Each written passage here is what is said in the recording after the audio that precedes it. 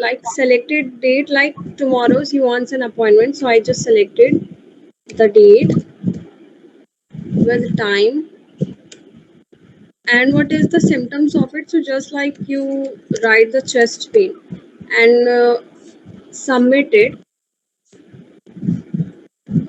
So basically you can see it's creating an appointment with this ID. So these come in a pattern way. So this data will save in your CSV file.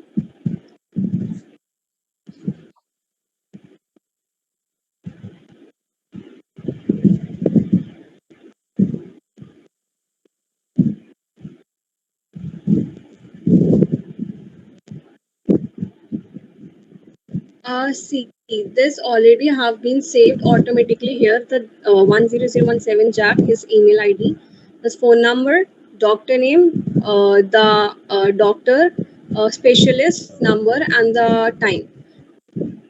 And the second is that for the blood donor, choose the blood donor. There are two types of it. So if you want, like myself, so just click on myself, right? Not available for anyone else, and your name. Next, your age, like I write 30, and your gender, male. Then a blood group, whatever the blood group you want to register for. Uh, Keep the phone number and the email ID with the city, like I write. And if you have donated by last date of any month or year, so you can just write it, or you can just leave it as simple. So I leave it as simple and write the NA for not any medical condition. I hit the enter. So basically it's create the appointment also in a very sequential way. This is the 10006. So you can see it here in blood registration data. Go on here. You can see by self, John has registered it with the registration ID. So it will save the data automatically here. You don't need to save the data by manually. And then for the new patient record, just go click on it like you want to register a new patient name. I like write the Bella, his her date of birth, her gender, like I write AB negative, her phone number, her email ID, and like I write the address of anything.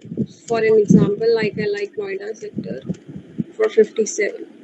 And for like in emergency contact name, you can also give it to them to this form. If you don't have any emergency contact name or a contact phone number, so you can just simply leave it. So I just leave it, or you can, or if you have any another contact name, phone number, so you can just enter it like I write it in emergency contact number. For list any allergies, like no, none. And for your medical condition, like what's the medical condition do you have, so you just like write a migraine, so submit it. So it will create the data, it will record your new patient records with the given detail, and it will also save it in your CSV form. In CSV, go in this patient, here is the patient data. So you can see Bella female, the migraine, and she has been registered for the new patient. And one thing is here, if you want to retrieve data of new patient record, whatever the data you want from it, so just click on patient management, write the name of that person that you want to retrieve. Like just I create an appointment for Bella. So I write the Bella and her email ID. And like what they will ask you many options. So just like I click on view appointment. For description, it's an additional note if you want to write it or not. So just like I write the details and then I'll do the submit. So basically it retrieves the data from the patient data that is just now I have saved Bella with her medical conditions. So this patient management retrieve the data from that the saved data.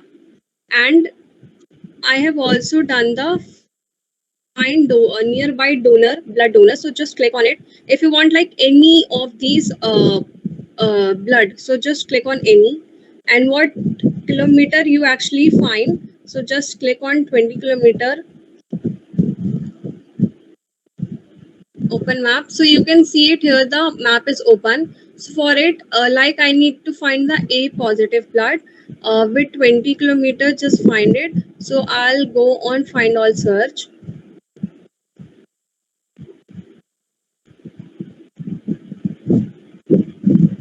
See, it starts fetching the data from my area, that is about to 20 kilometers.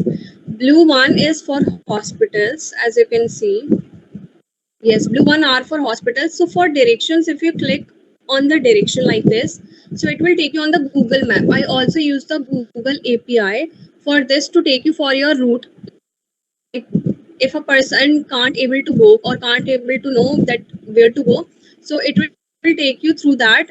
And like if someone wants to phone number, right, so just click on it. You can see here the phone number, so you can dial it by a phone. And one thing of that, I have also created the fake DB. Actually, for making this fake DB, it prevents from the hallucination that breaks the conversation between the bot. So basically, it before ending the conversation, the bot will break the conversation. So that's why from that hallucination, I just used the fake DB for this project. After the real data, I will remove it, so it will save the data in a fake form, not in your real base data. So these all save in the fake form, this fake DB. And for the blood donor, for the donor map reply, like I go on that. So basically I click on here it. If you want find any in any language, so like Hindi, Tamil, so you can just select it. It will take you to that and it will open the map. So for the find donor map, I actually use the OpenStreetMap, that is totally free and there is no API key needed with this. So when you click finder near me, it will take you to the map. You just choose the blood and also your kilometers as you need, and then click on the find search me. So it will start fetching your data, the real data, that one I have shown in map.